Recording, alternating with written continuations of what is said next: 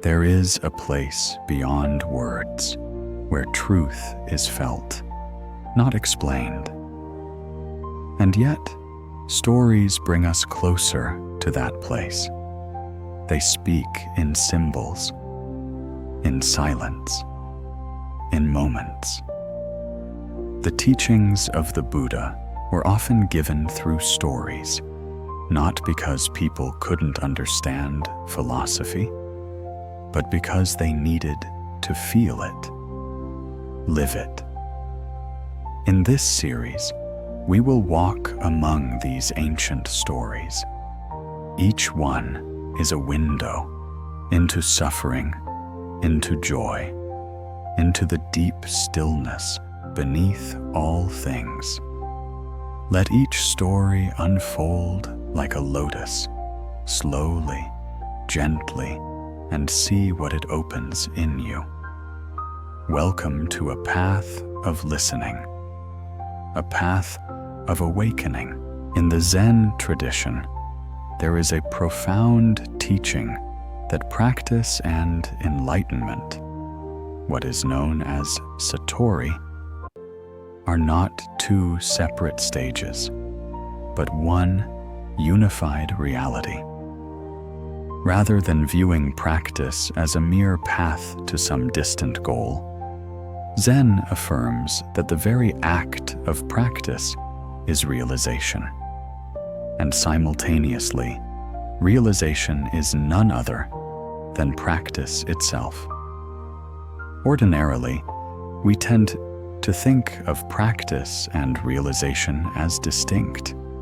First we train, then we awaken. Effort precedes reward. But Zen meditation, or zazen, is not merely a preparatory exercise. It is both the discipline and the embodiment of awakening. To actualize means to make real. And in Zen, zazen is that very realization made manifest. Hence, when zazen is seen as both the means and the realization, we fall into the common assumption that there is an end to be achieved and a method to get there.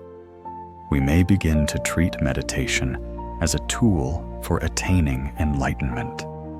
This logic, though natural from an everyday perspective, misses the essence of Zen. Just as one doesn't become a thief by studying theft, but by the very act of stealing, likewise, one is not merely preparing to be Buddha through practice, assuming the posture of zazen is already to embody Buddha nature and to realize awakening. What Zen warns against most strongly is the tendency to divide practice from realization, inserting between them mental constructs and conceptual distinctions.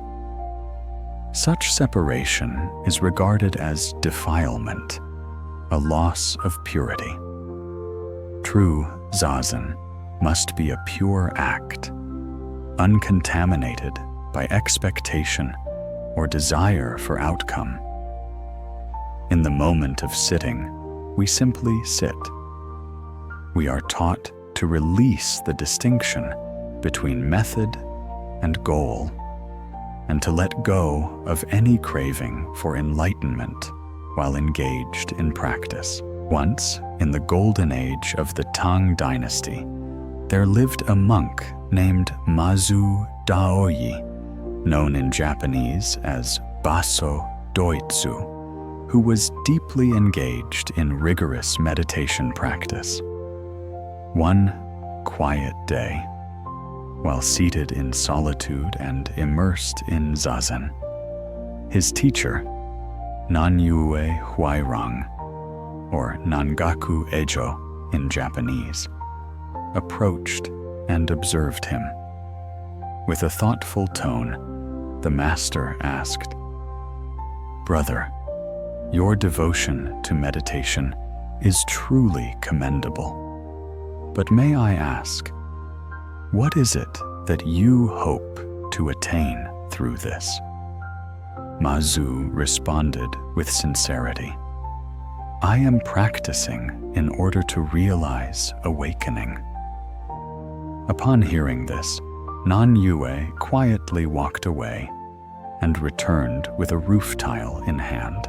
Sitting beside a rock, he began to rub the tile against it with great focus. Puzzled by this unusual sight, Mazu watched for a moment before asking, Master, what exactly are you doing? I'm polishing it to turn it into a mirror, replied Nan-Yue with a straight face. Startled, Mazu objected, but no amount of polishing will ever make a mirror out of a tile. Nan-Yue looked at him and said sharply, And do you really believe that enlightenment can be produced through Zazen as if it were a tool? This brief yet powerful parable cautions us against treating Zazen as a mere mechanism for achieving awakening. The message may sound paradoxical, but at its heart lies a profound truth. That authentic Zen practice is not a transactional act aimed at earning realization.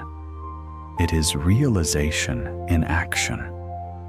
The philosophical undertones run deep, yet even without exploring them, Zen makes this point unequivocally clear. True practice is an end in itself, pure, unattached, and free from the desire for attainment or reward. This idea often clashes with our everyday mindset, which is conditioned to expect results from effort. Still, for our practice to be genuine and transformative, we must come to see things through this lens. It is a principle that life presents to us constantly. In every moment of every day, this same insight echoes in a passage from Santaro's Diary by Mr. Jiro Abe. We grow as human beings through the experience of romantic love. Whether love leads to happiness or heartbreak, we still evolve. However, if we enter into love merely with the aim of self-growth, then it ceases to be love. It becomes a mere experiment. As long as we approach love with a conscious desire to gain from it, that love remains incomplete. Only when neither joy nor sorrow can alter the purity of our affection does love truly permeate our being. And it is from such love that we grow in earnest. Simply put, we grow as human beings not by chasing after personal development, but by fully immersing ourselves in the experiences life brings our way. True growth happens not when we aim for it, but when we completely live each moment. On the other hand, once we are truly absorbed in what we are doing, any thoughts of growth must fade away, because holding on to that idea will actually block us from reaching the depth of the experience. If we never learn to let go of this craving to improve or evolve, we will always miss the full richness of what life is offering us right now. There is a Zen saying, "To sit in Zazen for 30 minutes is to be Buddha for 30 minutes. In other words, when we sit in meditation with no agenda, no desire to become enlightened or gain something, we are already expressing that which we're seeking. The sitting posture of Zazen is not just preparation. It is itself awakening. It is already the truth revealed. So instead of sitting for just 30 minutes, why not sit for half a day? In doing so, we live as Buddha for half a day. The deeper we dive into each experience life offers, the more naturally we grow from it. This is the foundation of the Zen way of living, where daily life and Zazen become one and the same. A Zen practitioner seeks no reward, no outcome.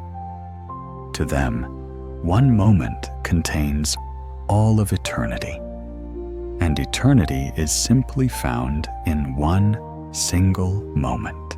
Zazen is a path that always moves forward, yet it aims for nothing. And paradoxically, because it doesn't chase a goal, each step forward is already fulfillment. In the world of Zen, the journey and the destination are not two separate things. They happen at once. In truth, life is something we are meant to create, fresh and alive, every single day. And that leaves us wondering, how did the wise ones of the past walk this subtle, mysterious path? In the quiet breath that follows the end of a story, there lies a sacred space, a moment unclaimed, unbound by the rhythm of narrative or the march of logic. It is in this space, this subtle hush, that Zen quietly breathes. Between one tale and the next, we do not merely turn a page, we turn inward.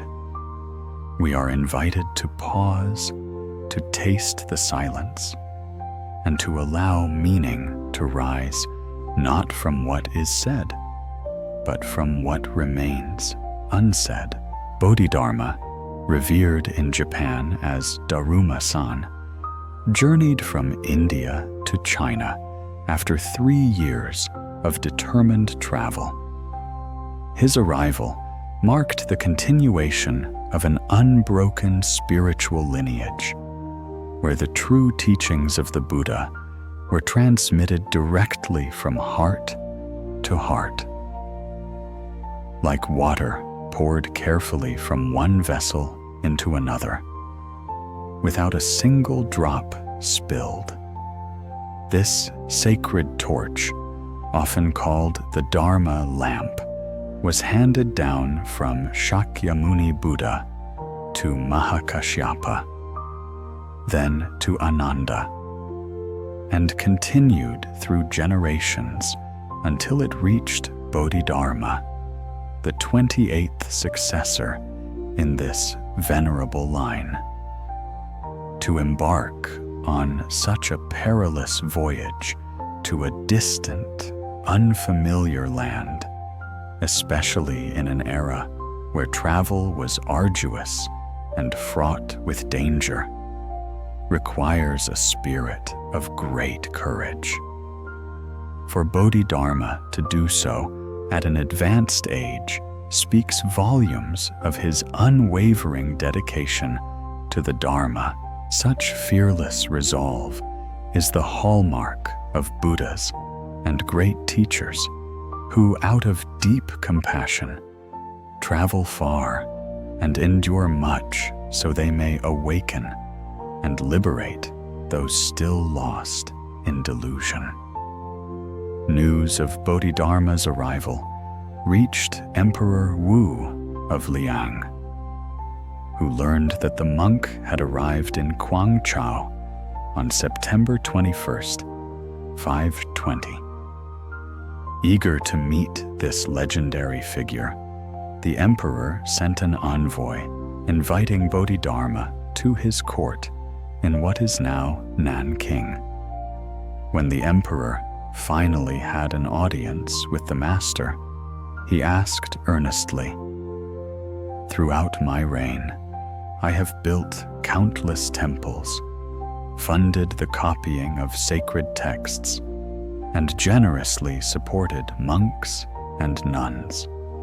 What spiritual merit have I accumulated through these deeds?" Without hesitation, Bodhidharma answered with stark simplicity, "No merit whatsoever." This reply left Emperor Wu profoundly disillusioned, for he had anticipated a reply affirming the merit of his efforts and praising his piety. Most individuals, bound by worldly thinking, might have chosen to offer flattery to such a powerful ruler. But Bodhidharma, who had committed his life to liberating beings from ignorance, had no inclination whatsoever to compromise the truth, even for an emperor. Despite Emperor Wu being lauded as the son of heaven with a Buddha mind, Bodhidharma saw through the facade. To him, the emperor appeared not as a true practitioner of the Dharma, but as a religious enthusiast pursuing spiritual merit for worldly recognition. Disappointed by the encounter, Bodhidharma crossed the Yangtze River and journeyed north into the kingdom of Wei. There, he took residence at the famed Shaolin Monastery, where he began an austere practice, sitting in zazen, immovably facing a blank wall, for the next 9 years. The local people, mystified by his strange yet resolute practice, came to call him the wall-gazing Brahmin. On the frigid 9th day of December, a novice monk named Shen Kuang, Shinko in Japanese, set out in search of Bodhidharma. The mountains were cloaked in deep snow, and Shen Kuang had to force his way through the drifts to reach the monastery. Eventually, he arrived at the wall where Bodhidharma sat in meditation. Though the bitter cold of the mountain night cracked the joints of bamboo with sharp pops, the master remained utterly unmoved, not even sparing a glance at the young seeker. Shen Kuang stood vigil all through the night, without sitting, sleeping, or resting. Snow fell upon him relentlessly, burying him up to the waist. His tears froze into beads of ice, and his robes stiffened against his flesh, turning him into a living sculpture of frost. Though his body was numb and stiff from the bitter cold, the fire of his determination to realize the way burned fiercely within his heart. At last, just as the dark curtain of night was beginning to lift with the approach of dawn, Bodhidharma slowly turned to face the man standing silently in the snow and asked with calm detachment, "You've remained here through the long hours of the night. Tell me, what is it that you seek?" The man, trembling from the cold but unwavering in spirit, replied with desperate sincerity, "I humbly plead with you. Please have compassion and reveal to me the true and profound essence of the Buddha's teaching. Yet Bodhidharma's response was harsh and unyielding, colder than the snow beneath their feet. To seek the Dharma requires a willingness to stake one's very life. It is meaningless for someone shallow in wisdom and lacking in virtue to arrogantly pursue the sacred teachings without sincere dedication. Upon hearing these words, Shen Kuang's determination crystallized into unshakable resolve. Without hesitation, he drew his blade, and in a dramatic act of devotion, severed his own left arm at the elbow. With blood still dripping, he solemnly offered the arm to Bodhidharma.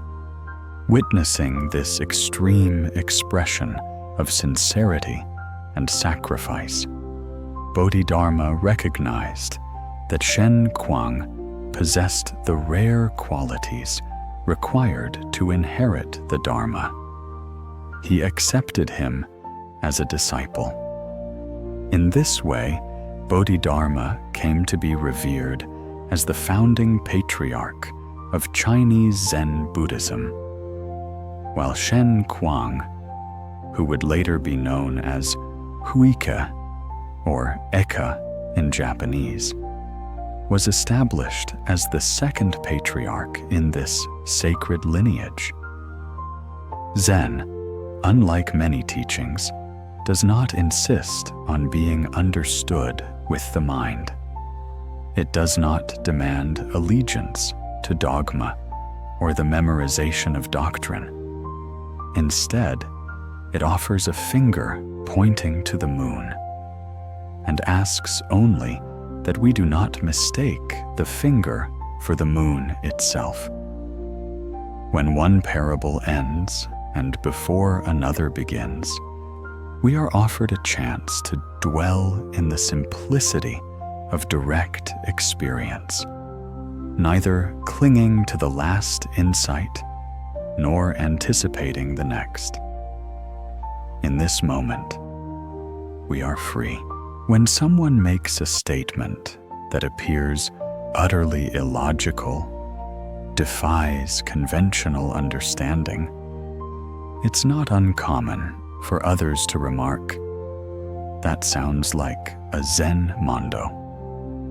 This expression captures a genuine element of Zen dialogue, where exchanges often seem paradoxical or absurd on the surface. One notable example involves a Zen novice who, during the course of rigorous training, approached the revered Tang Dynasty Master Yunmen, known as Unman in Japanese, founder of the Unman school of Zen, and earnestly asked him, "Master, what is the Buddha?" In response, Yunmen gave an answer so startling and unconventional that it stunned the listeners. A piece of soiled toilet paper. For monks in training, the concept of Buddha represents the highest aspiration, the very embodiment of enlightenment, which they venerate through constant prayer and strive unceasingly to realize. As such, the question, "What is Buddha?" is a common and deeply significant one, frequently posed during Zen dialogues to explore ultimate truth.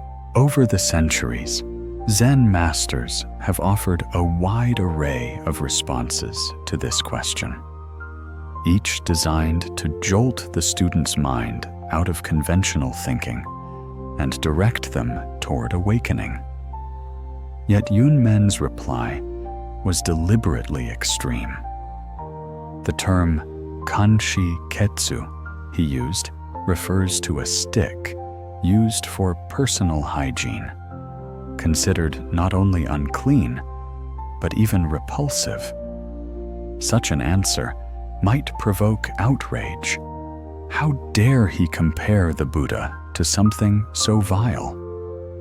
But to react this way is to miss the deeper point entirely.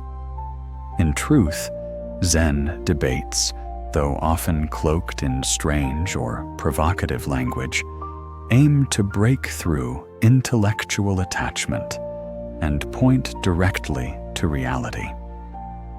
Beneath the apparent nonsense lies a profound method of spiritual awakening.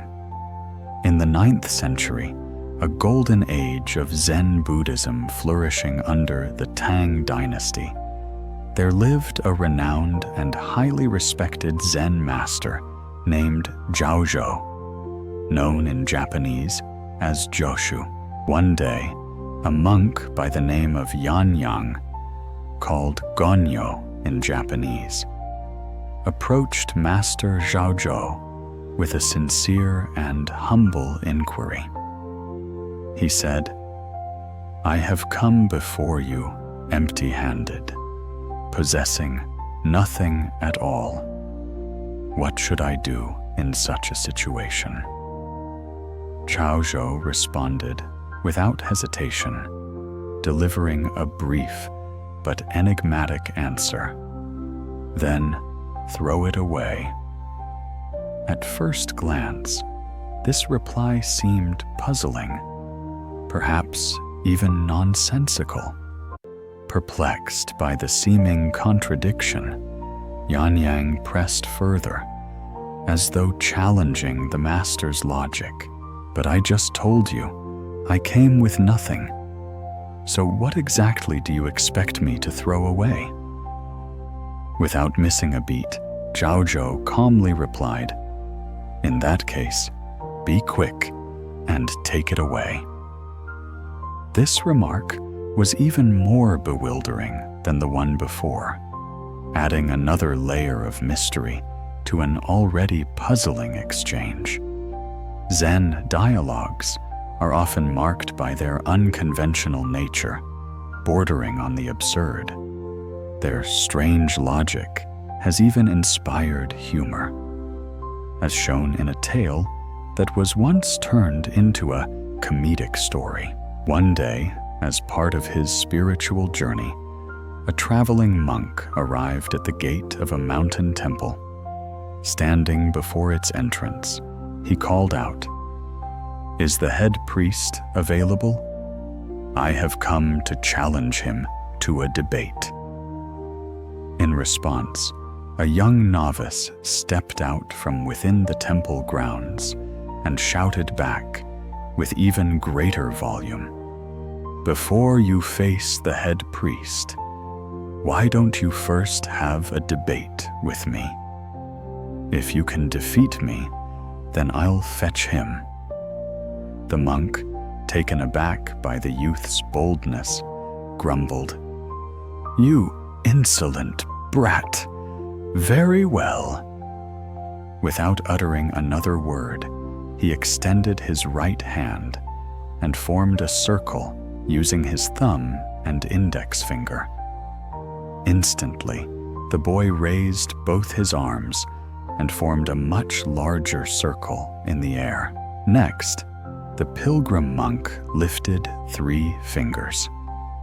In return, the novice made a comical face.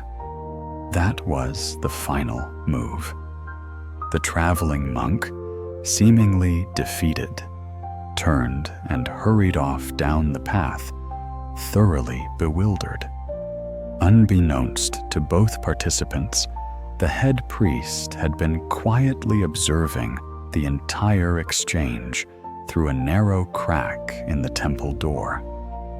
What he saw left him genuinely astonished. What surprised him was not the strangeness of the gestures, but the profound meaning he discerned in the silent conversation between the traveling monk and the young novice. To the head priest, this peculiar form of debate was anything but random. It was rich with symbolism. The small circle formed by the traveling monk's fingers was, in the priest's interpretation, a symbolic question. What is the nature of your mind? In an elegant and insightful reply, the boy had extended his arms to form a vast circle in the air. This, to the priest, was a powerful answer. It is like the boundless ocean. Then came the monk's next gesture, raising a single finger. The priest understood this to mean, "What of your physical self?" The novice responded by holding up 5 fingers, which, in the priest's view, represented the 5 precepts of Buddhism. Do not kill. Do not steal. Do not commit adultery. Do not lie. And do not consume intoxicants. Once again, a flawless response. The monk's third gesture, raising 3 fingers, was interpreted as referring to the 3 worlds that comprise the entirety of existence. To this, the boy made a funny face, which at first might have seemed disrespectful, but to the discerning eye of the priest, it conveyed a profound message. All of it is right here, directly in front of your eyes. The head priest, having drawn such profound conclusions from the curious gestures he had witnessed, now found himself puzzled. This is odd, he thought to himself. That young boy couldn't possibly possess such deep spiritual insight, could he? Intrigued and slightly skeptical, he called out to the novice and asked, "What exactly was going on out there just now?" The boy responded with an innocent and matter-of-fact tone. "Oh, that traveling monk must have overheard that my father sells mochi." "Why would that matter?" asked the priest, bewildered. The novice explained, "Well, he made a small circle with his fingers to suggest that my father's mochi are tiny. So I replied with a big circle to say they're actually large. Then he asked how much one costs, so I raised 5 fingers to say 5 pennies. Then he wanted a discount to 3 pennies, so I made a face at him.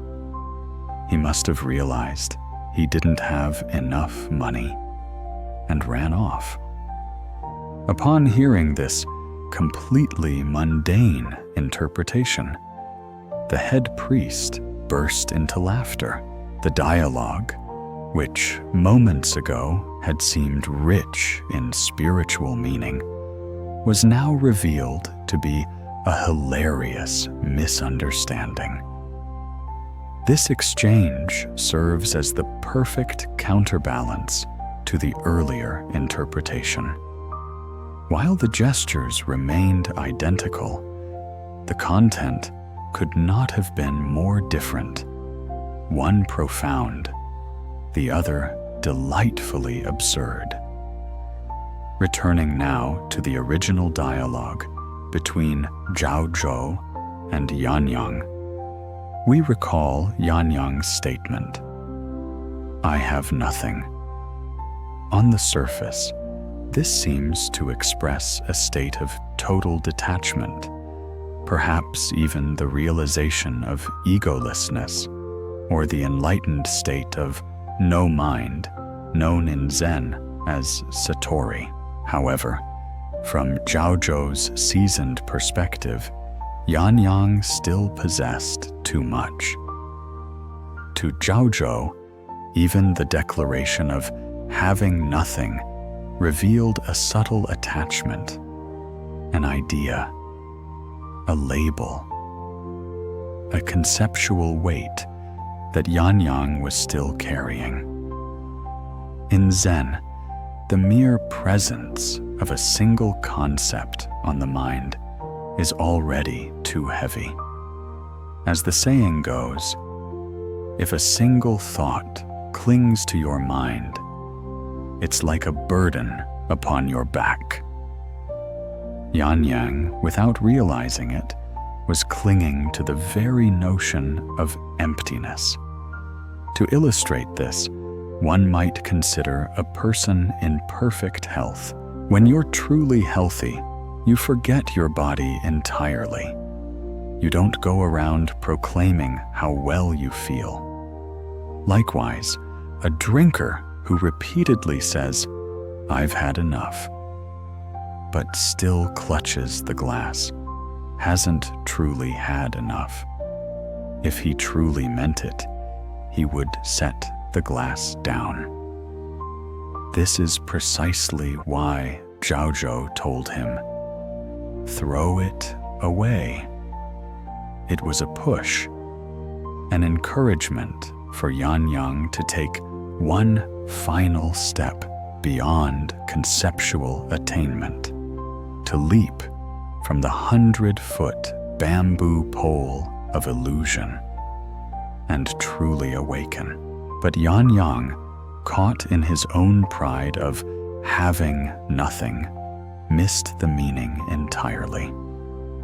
He responded, "I said I had nothing, so how can I throw anything away?" And in that moment, his spiritual pride, the subtle ego of claiming non-attachment, became visible. It was this self-congratulatory stance that Zhaozhou pointed to when he said, "Then take it with you." To transition from one story to another is not merely a structural device. It is an embodiment of the middle way.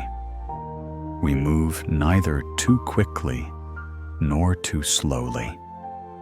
We do not grasp nor reject. Like water flowing over stones, we pass from one form to another, always fluid, always present. The stories that follow are not separate islands in a stream of wisdom. Rather, they are like ripples on the same pond, echoing the same drop of truth that has stirred the surface of the still mind for millennia. Tanzen Hara, a renowned Zen master from the Meiji era, was not only celebrated for his spiritual insight, but also for his academic contributions. A distinguished scholar of Buddhism, he became the first person to teach Indian philosophy at Tokyo University and was later inducted into the prestigious Japan Academy. He passed away in 1892 at the age of 74, and it is said that he was aware of his impending death a full day in advance. In an act that reflected both serenity and clarity of mind, just 20 minutes before breathing his last, Tanzan calmly penned postcards to his close friends. The message was simple and composed. "I will soon die. At this time, I would like to inform you to that effect." Though many remember him for the extraordinary image of dying in a seated meditation posture, his uniqueness had been evident since the days of his youth. During his early years as a wandering monk, Tanzan often journeyed along dusty village paths, accompanied by a fellow practitioner and close companion. One day, the two of them arrived at the banks of a shallow, narrow stream. With no bridge in sight, the only option was to wade across on foot. Just then, by happenstance, they came upon a young woman, elegant and visibly flustered, who stood hesitating at the edge of the water, unsure of how to proceed. Without a moment's hesitation, Tanzan approached her with a warm smile and offered, "Let me help you across. Hold firmly to my shoulders, all right?" Then, effortlessly lifting her in his arms, he carried her through the stream with practiced grace. The young woman, cheeks flushed with embarrassment and gratitude, offered a soft "thank you" as she stepped down on the far side. But Tanzan, already several paces ahead and eager to rejoin his companion, barely noticed. For nearly a mile, the two monks walked in silence.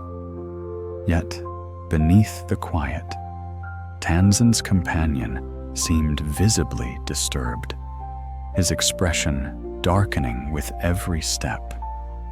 Finally, unable to suppress his emotions any longer, the friend burst out in frustration. "You've brought shame upon yourself. How could a monk, someone sworn to the path, embrace a woman like that?"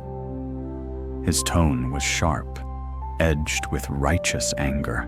Tanzan, feigning confusion, glanced around casually and asked with an innocent expression, "A girl? Where do you see a girl?" His friend, now visibly irritated, snapped, "Enough with the act. Just a little while ago, you held that beautiful young woman in your arms." At this, Tanzan burst out laughing, a deep, carefree laugh that echoed through the quiet path, before calmly responding, "Ah, you mean that girl? I simply carried her across the stream and left her on the other side. Tell me, are you still carrying her in your mind, even now?" Upon hearing this, the friend fell into stunned silence. His self-righteous anger melted into wordless realization. This story illustrates a subtle yet profound truth.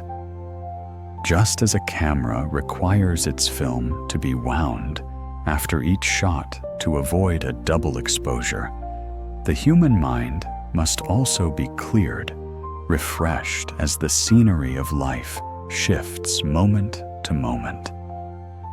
Failing to do so means we remain entangled in the past, unable to see the present clearly. Buddhism teaches that all things arise and pass away. Thoughts, emotions, bodies, even stories.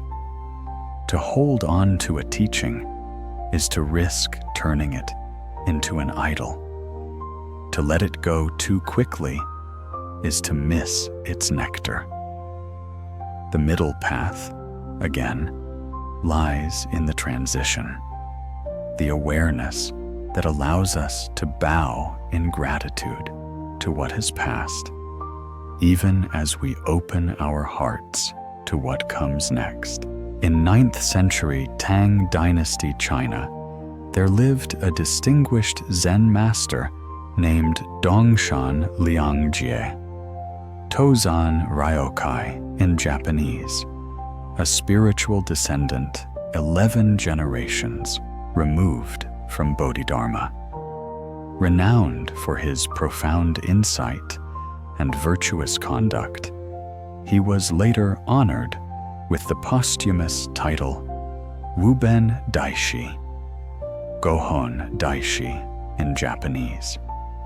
Notably, the To in the name of the Soto Zen school originates from the first character of his name.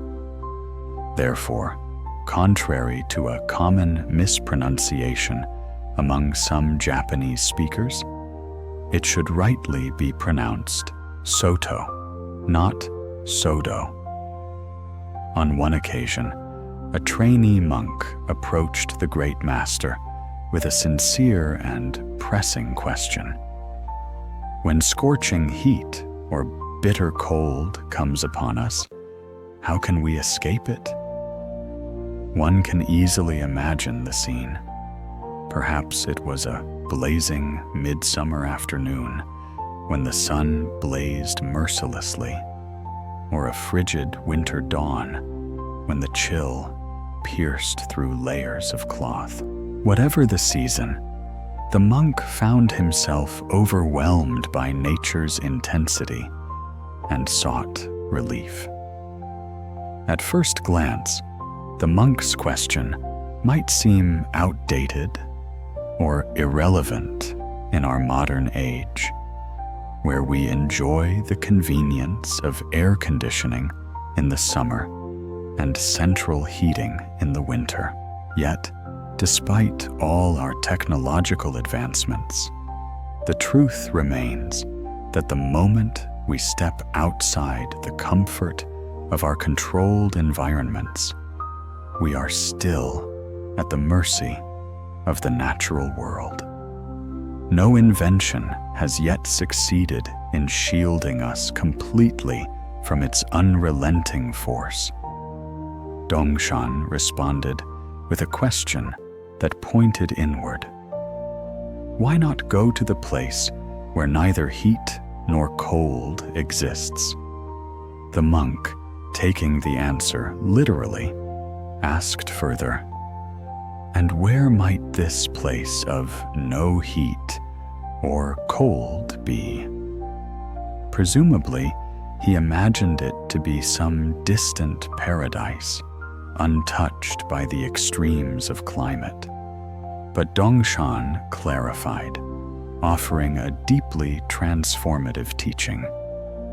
When the heat comes, become completely one with the heat. When the cold arrives, merge with the cold itself. That is the place of no heat or cold, so long as we are embodied and part of the natural world. We cannot avoid the cycles of heat and cold.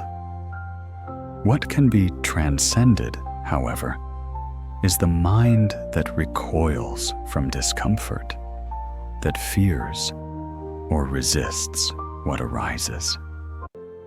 Personally, I often find myself disheartened around the time of the Oben festival, the peak of summer heat, dreading the effort of traveling from home to perform memorial rites. I sometimes catch myself longing to flee to a land without oppressive heat. Yet once I begin those rounds, once the sweat pours down, and I fully enter into the motion of the day, the heat no longer seems to torment me. It simply is. Similarly, when I sit at home curled up around the kotatsu, dreading the thought of stepping out into a snowy storm, I find myself frozen by anticipation. But once I actually gear up and go skiing, even a blizzard can feel exhilarating. So in truth, it is not the heat or the cold that disturbs us. Rather, it is the thoughts and aversions we wrap around them that bring suffering. An old verse encapsulates this insight perfectly. The ladle, going back and forth through hell's fires and icy winds, has no mind and suffers not.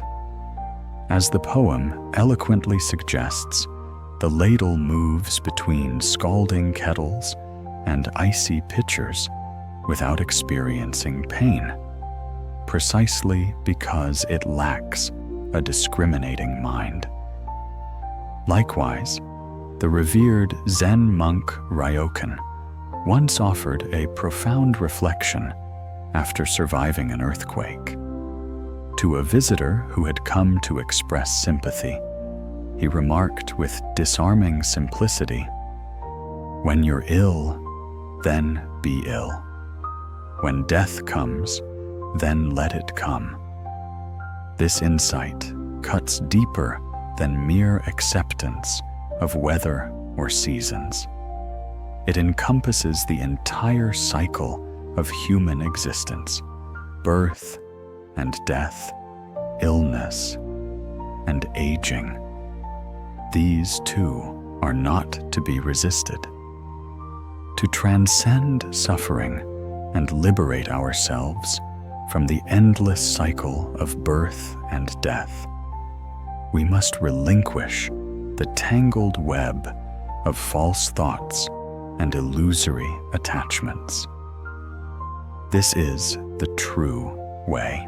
In the turbulent 16th century, the Zen master Kaisen Osho found himself enmeshed in the tides of political conflict. Protected by the powerful Shingen Takeda, Kaisen later took residence at Erinji Temple in Koshu. But history turned grim when Shingen's heir, Katsuyori, was defeated by Oda Nobunaga.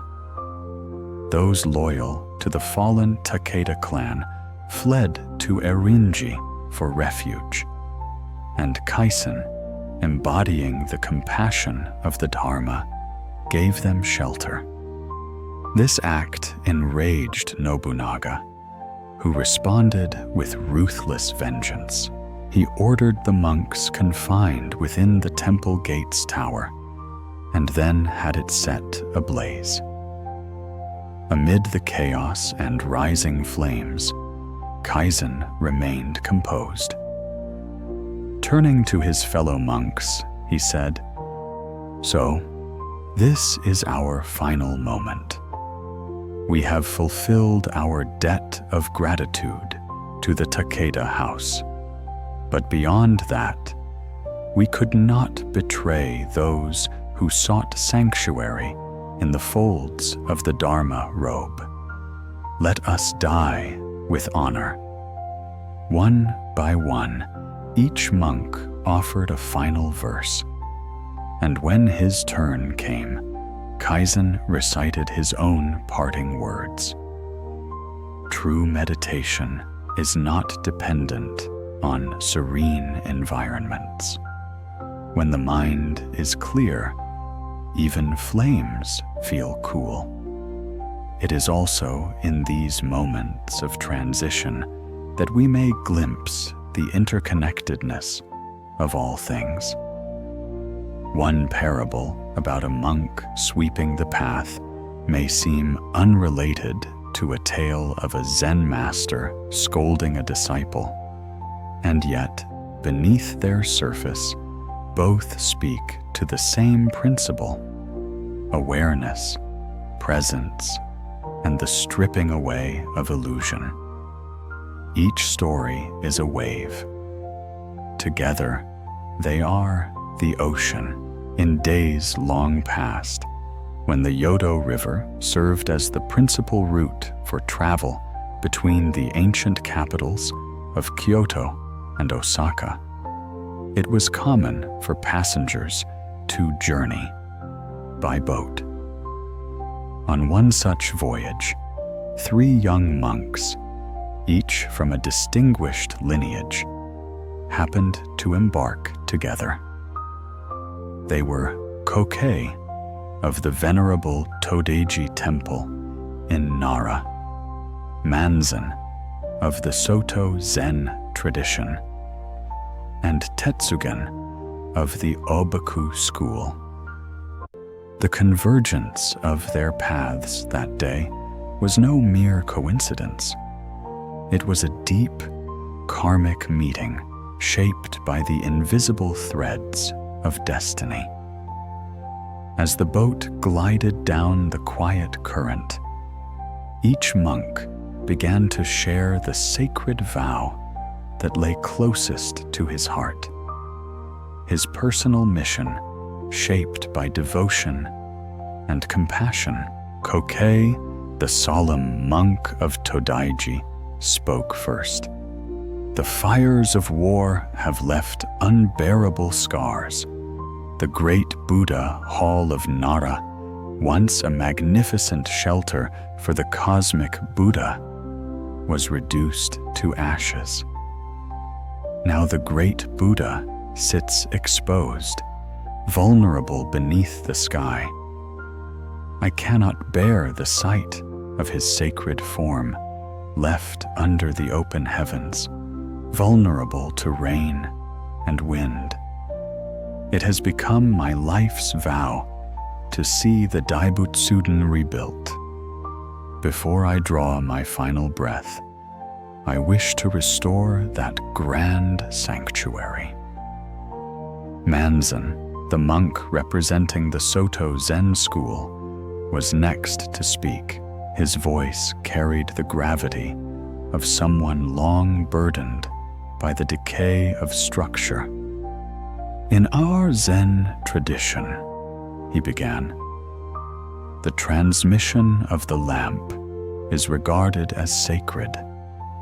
The unbroken line of Dharma inheritance, master to disciple, is the spine of our teaching. And yet, today, that line has grown so tangled and disordered that monks can no longer say with certainty how many generations lie between them and Dogen Zenji. The lineage charts have become so convoluted that their meaning is lost even to the sincere. My aspiration is to restore clarity, to put these records in proper order so that anyone may trace their roots back to the founder and know the depth of their spiritual heritage. Then, with quiet resolve, Tetsugen of the Obaku school offered his vision. Over a millennium has passed since the precious teachings of the Buddha were brought to our shores, he said. And yet, not once has the entire collection of sutras been published here in Japan. Even now, we must rely on printed volumes imported from Sung and Ming China or Korea.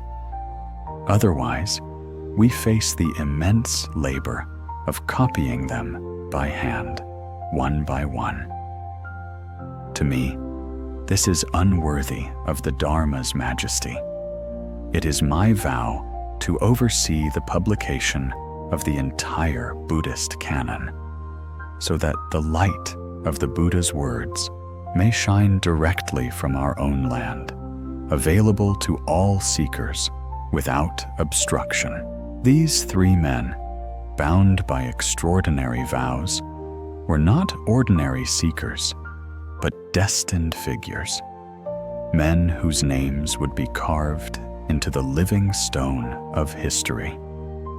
That they all lived in the same age, shared the same path, and even happened to ride the same boat one day was no small coincidence. It was a convergence of karmic magnitude seldom seen. And so, 2 decades passed following that fateful meeting on the river. Kokei tirelessly traveled the length and breadth of the nation, gathering alms and support. Finally, in 1709, the great Buddha Hall of Nara, today renowned as the largest wooden structure on earth, was ceremoniously restored and rededicated. Manzen, too, persevered with unwavering discipline. and in 1699, his efforts bore fruit. The Tokugawa shogunate officially recognized the rectified lineage structure he had proposed, ending centuries of confusion. And Tetsugen, in 1678, fulfilled his monumental vow, bringing forth Japan's first complete printed edition of the Buddhist scriptures, a feat that illuminated the Dharma across the land. The monumental task of printing the complete Buddhist scriptures, as Tetsugen had vowed, demanded the carving of tens of thousands of individual woodblock plates, an endeavor that required not only immense dedication, but also an extraordinary amount of money. Confronted with this financial challenge, Tetsugen answered it not with hesitation, but with a near superhuman resolve. After painstakingly gathering enough funds to bring his vision to the brink of realization, an unexpected calamity struck the land. A severe famine swept through the region, leaving throngs of desperate people wandering the roads, many of them succumbing to hunger. Witnessing this suffering, Tetsugen did not hesitate. Moved by deep compassion, he selflessly gave away every last coin of the funds he had so arduously collected, using it to provide food and relief for the starving. And thus, his project returned to the beginning, completely empty-handed. Yet Tetsugen was undeterred. He began anew, rallying himself to fundraise a second time. As the goal once again drew near, disaster returned in the form of floods and renewed famine. Just as before, Tetsugen surrendered all the collected funds for the relief of the people, prioritizing the immediate suffering of the living over his lifelong ambition. Twice, he had given everything away. At last, on his third attempt, the tides of fate favored him. The land remained stable, and his efforts bore fruit. From the very first day of this final campaign, Tetsugen stood at the bustling approach to Sanjo Bridge, humbly appealing to passers-by for support. The first person to cross his path was a samurai. Despite Tetsugen's heartfelt pleas, the warrior walked past him, feigning ignorance of the monk's presence.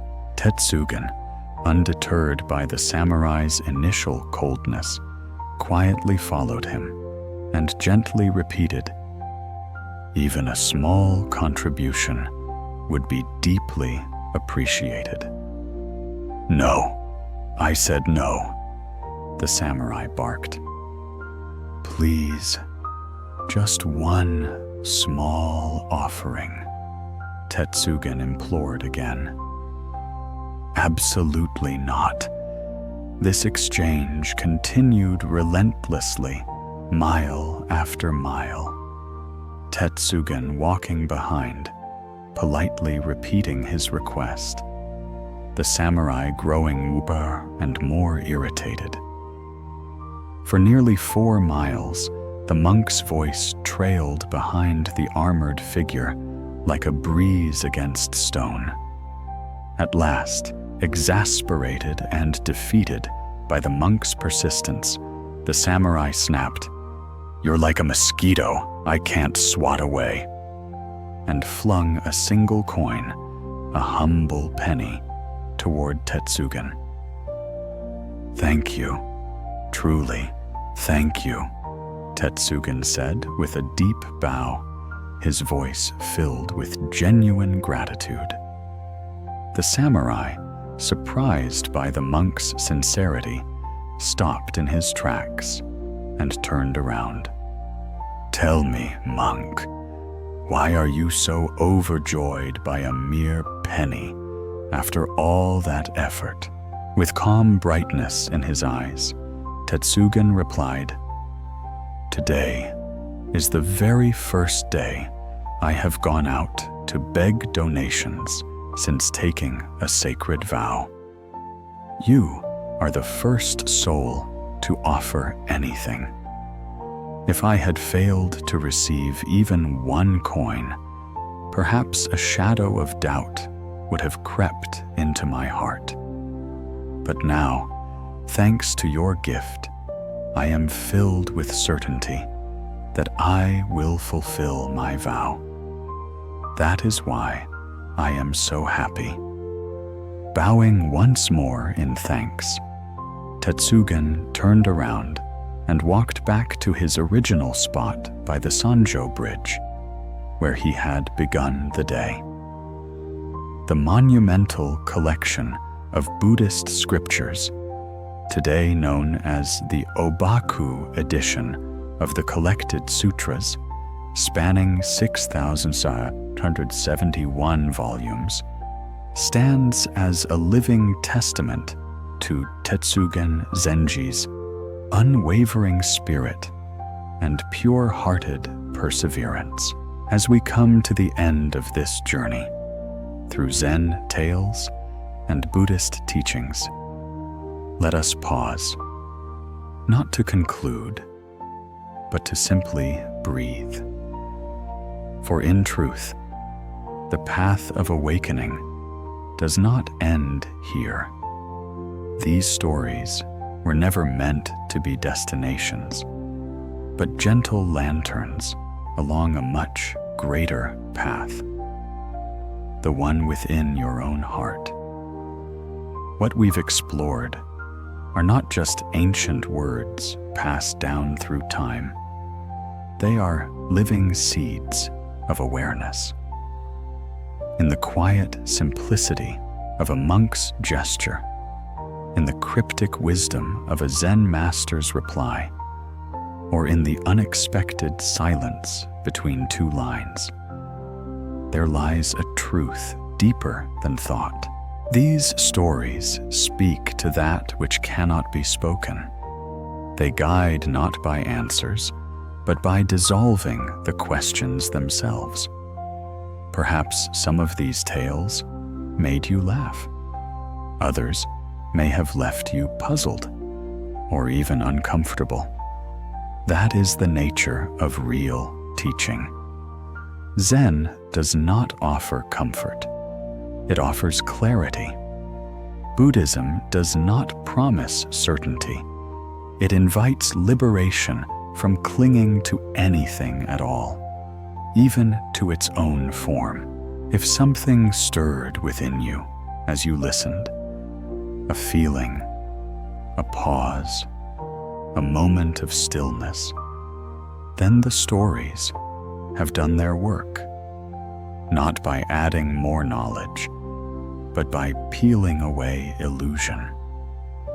Like the sound of a bell that echoes long after it stops ringing, the meaning of these teachings may unfold slowly, in the silence of your daily life, in the breath between moments, in how you wash a dish or listen to a loved one.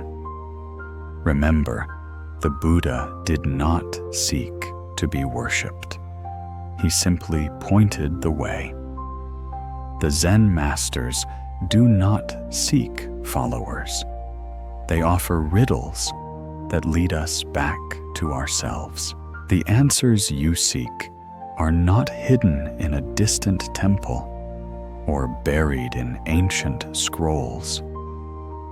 They are here, in this very moment, in your breath, your body, your awareness. So as the screen fades and this video comes to a close, take this final thought with you. Let go. Let go of seeking, of comparing, of striving to understand with the mind what can only be felt in the stillness of being. Rest in the presence of now, just as it is. That is enough. Thank you for walking this part of the journey with us. May your path be guided by wisdom, softened by compassion, and lit by the quiet light of awareness. Until next time, breathe deeply, walk slowly, and smile gently at the mystery.